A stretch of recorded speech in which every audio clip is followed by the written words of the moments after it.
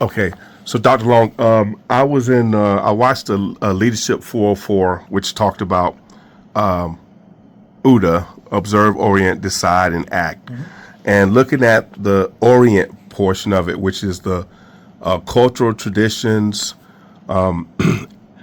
accept, analyze and synthesis, Mm-hmm. previous experiences, new information, and genetic heritage. And in the middle, it was blank.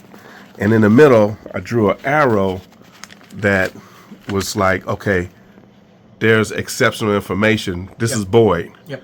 What are your thoughts on that? Because it was Yeah. blank. So in the OODA loop, the orientation is the most important step and stage or phase because it is your start position. Before you got any exceptional information, you're in a state of mind, a state of being. You're recovering from something, or you're in an environment, you were doing other things, whatever it may be, that's your start point where you get surprised by new exceptional information. The exceptional information comes from the first O of OODA, the observe. Something new just entered.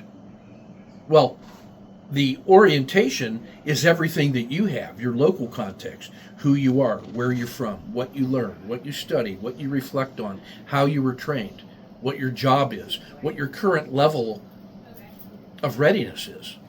What are your resources? All of the raw materials and your organization, whatever, just waiting for the next challenge. That's your orientation. That is your capability to respond to the initial observation. So think of the observation as the new triggering event, and then you do a quick inventory of who are we, what do we got. Well, if you did a good AAR and took care of recovery from the last operation, you already know all that stuff because you're always rebuilding your understanding of self. But you're going to go through that and see who's here, what do we got, what's going on, what's the threat, what's the other mission, and now I got this new information. What should I do about that? The orientation allows you to process the new observation. Well, what is it? What does it mean? Where is it coming from? How much energy? What's the risk? What's the opportunity? What does it meet a criteria for a contingency mission that I had? So what's going on with the thing that I just observed? So that's where, like, research and reaction to the new information, I have to quickly assess the situation in order to make a tentative plan that is consistent with all the other things that I got to do. So observe, orient, decide. So the decision is the output of the intersection of the observe and orient. So I'm in that little decision space, and time is running. And a stitch in time saves 9. Get there firstest with the mostest. Develop just enough mission essential information to make a decision early enough to get a competitive advantage, and then develop the situation through action, and then shape and respond and counterattack. Get the first step. Be bold, but measured. So if I wait too long, now the perfect is the enemy of the good. Mm-hmm. So I have to start acting. So Colin Powell said somewhere around 40% of knowledge he needed to start initiating action, and by 70% of knowledge, total knowledge, we should be already engaging in decisive operations. You can't wait for 100% knowledge. You'll never get there, and the other guy will get the first move, and now you're reacting instead of acting. So the whole OODA loop is a description of how we think about uncertainty with limited information and the responsibility to act. And so I have to be able to separate the important from the trivial. That's what we mean by exceptional information. When that information comes in and I do a quick triage of it and an evaluation, is it exceptional that makes me want to do something, or was it routine and it's confirming something or else, but I can continue on? So making that initial decision, and sometimes I won't have a complete read on that, but I get a tentative conclusion because I'm not just getting one piece of information. I'm getting a lot of information. And if I get 10 new facts that come in, maybe one or two of them could be exceptional information. How do I quickly determine what's really important from what is routine? So I got to have ways of doing that to quickly find the most important thing and then start acting on that decisively, but in a way that is managing risk and developing the information. So I got to initiate necessary movement, get the scouts out, deepen my understanding so that when I make a decision, I'm making the right decision given my risk and reward, and then I can turn that decision into trained action. And all the way through that process, I'm getting feedback about the decisions I've made or deferred, the actions I've taken or deferred, and I'm improving my plan as I get feedback as I'm acting forward. All of that updates my orientation.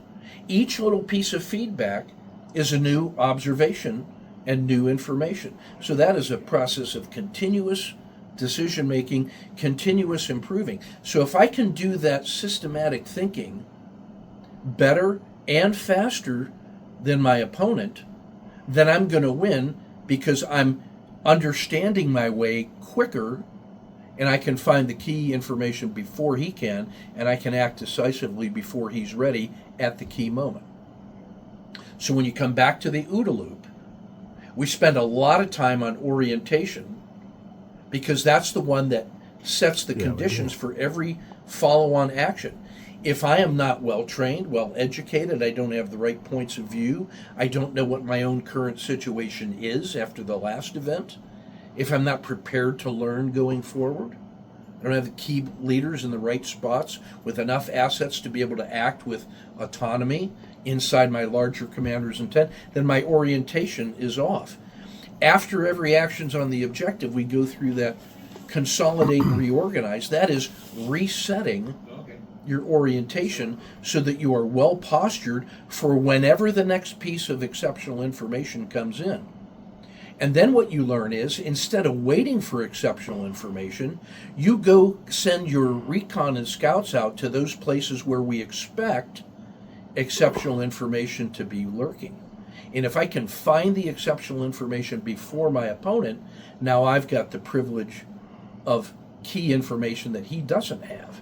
So we're in a competition to learn and understand our situation and the enemy situation with the other commander. So you can't just wait and then be a reactor. You've got to be an actor. So observation, orientation, decision, action, it starts with orientation so that you can process well.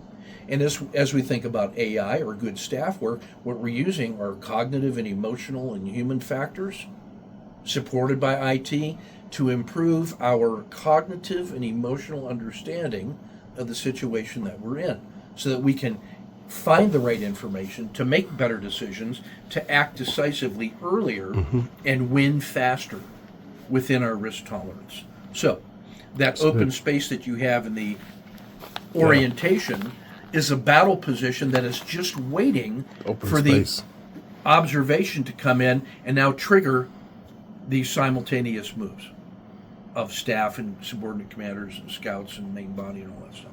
So that's orientation is key.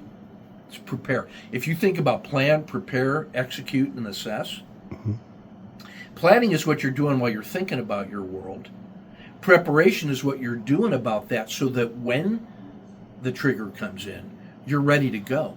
And then execution is easier because you're well trained, disciplined, well led, and you have warrior spirit. Execution should be easy because you're going to be executing a battle drill that you're prepared for and are properly resourced for. And then the assessment is how we're doing and how can we improve our whole process and how can we get ready for the next thing that we're ready to do. The assessment phase is how you update your orientation in OODA so that when you're planning and preparing, executing, and assess, you're always best postured to execute that. Over. Awesome. Great stuff. Thank you, Dr. Long.